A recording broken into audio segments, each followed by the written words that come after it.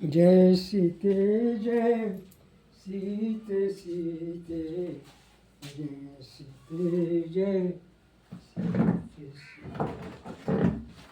सीते जय सीते सीते।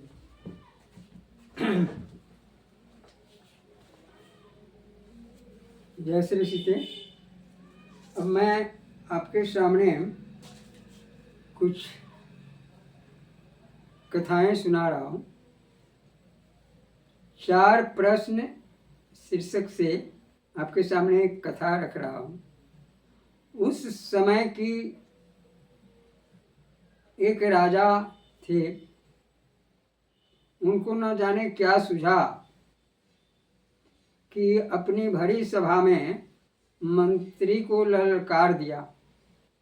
महामंत्री, मैं निम्नलिखित 4 चीजें देखना चाहता हूँ। पहला है प्राणों का भी प्राण, दूसरा है चीजों का भी चीज, तीसरा है नमक हराम और चौथा है नमक हलाल। अगर 15 दिनों के अंदर मुझे इन सबों के दर्शन प्राप्त न हुए तो 15वें दिन आपको मौत के घाट उतार दिया जाएगा।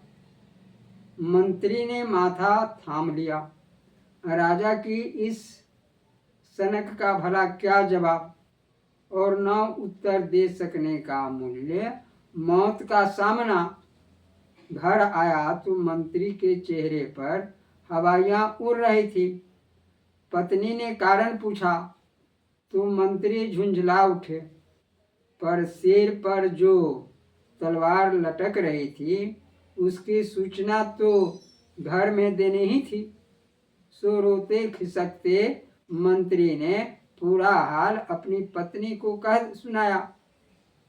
सुनते ही पत्नी जोरों से हंस पड़ी। बस इतनी सी बात? अच्छा, मौज से खाओ पियो, समय पर राजा को उत्तर मिल जाएगा।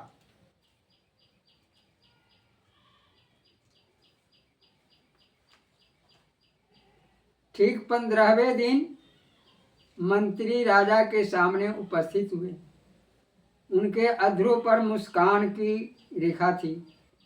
साथ में उनका एकमात्र दामाद और पीछे पीछे एक मोटा ताजा कुत्ता था। राजा देखते ही झल्ला उठे। यह क्या तमाशा है? दरबार में इस कुत्ते को क्यों लाए हो? मंत्री ने घिघियाते हुए बतलाया, हुजूर, आपके प्रश्नों का उत्तर। ओ, राजा आश्वस्त हुए। लाओ, दिखलाओ, कहाँ है प्राणों का प्राण? मंत्री ने एक सोने की डिबिया राजा के हाथ में थमा दी। डिबिया खुली गई। देखते ही राजा का मन पुलकित हो उठा। डिबिया पानी से भरा लबालब थी। प्राणों का प्राण यही तो है। स्थान भी इसे इसके कितना उपयुक्त दिया है। सोने की डिबिया जो प्राणों का भी प्राण है, उसे सोने के पात्र में नहीं तो और किसमें रखा जाए? जल का दूसरा नाम है जीवन। वाह, बहुत सुंदर।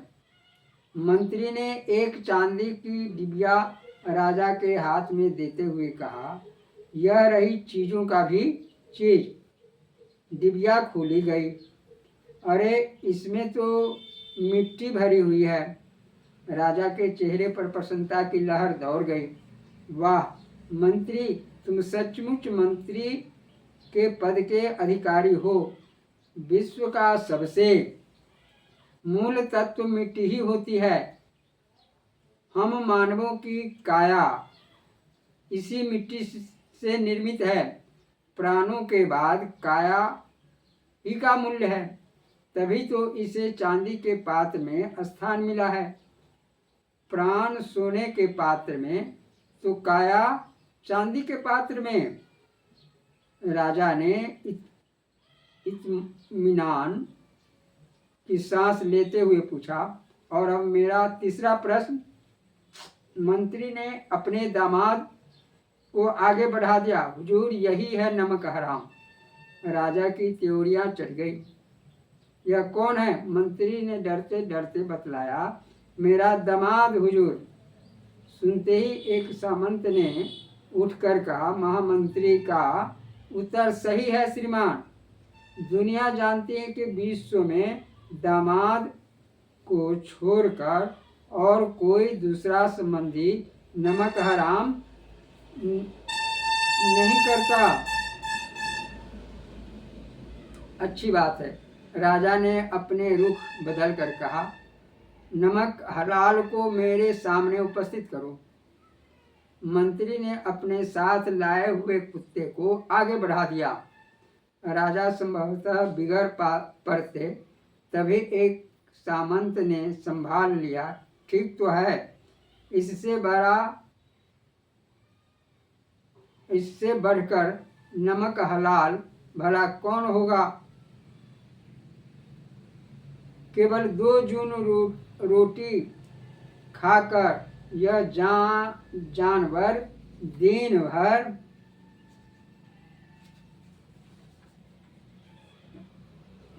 रात मनुष्य की सेवा में लगा रहता है। वाह रे ईमानदार। मंत्री के उत्तर से राजा बहुत प्रसन्न हुए। उन्हें पर्याप्त पुरस्कार दिया गया, पर जब मंत्री लौटने लगे तो राजा की भौहों पर बल पड़ गए। मंत्री, आप अपने इस दामाद के साथ आज से 15वें दिन फिर उपस्थित हूँ। मैं अपने राज्य में किसी नमक हराम को नहीं देखना चाहता। आपका दामाद उस दिन मौत के घाट उतार दिया जाएगा। मंत्री की पत्नी आसरा लगाए बैठी थी कि आज तो मंत्री राज्य कोष से पर्याप्त पुरस्कार प्राप्त कर लौटेंगे, पर जब मंत्री मुंह लटकाए आए तो पत्नी के होश हवास गुम हो गए। उसने हकलाकर पूछा, क्यों? क्या राजा को तुम्हारा उत्तर सही नहीं लगा? जचा तो, मंत्री ने बतलाया। तो फिर मुंह लटकाकर क्यों आए हो? हमारी बेटी अब 15 दिनों के बाद विधवा हो जाएगी। कैसे? मंत्री ने पूरा किस्सा कह सुनाया। पत्नी हंस पड़ी। सांत्वना देती हुई बोली, पहले जाओ, खाओ पियो, 15वें दिन देखा जाएगा। नियत समय पर मंत्री अपने दामाद के साथ राज दरबार में उपस्थित हुए। साथ में उसके 3 तलवारें थीं, एक सोने की, एक चांदी की और एक लोहे की। राजा ने अकड़कर कहा, मंत्री, अपने दामाद को उपस्थित करो, जल्लाद प्रतीक्षा में खड़े हैं। मंत्री ने दामाद को आगे बढ़ाने के बदले 3 तलवारों को राजा की ओर बढ़ा दिया। जल्लाद को पहले मंत्री ने कहा, जल्लादों को पहले ये चीजें दे दी जाए श्रीमान। राजा ने तलवारों को उलट पुलट कर देखा और झल्लाकर पूछा, यह सब किस लिए लाए हो? मंत्री ने निर्भीक होकर उत्तर दिया, आप राजा हैं, आपका सिर काटने के लिए सोने की तलवार की आवश्यकता है। मैं मंत्री हूं, मेरा सिर चांदी की तलवार से काटा जाना चाहिए।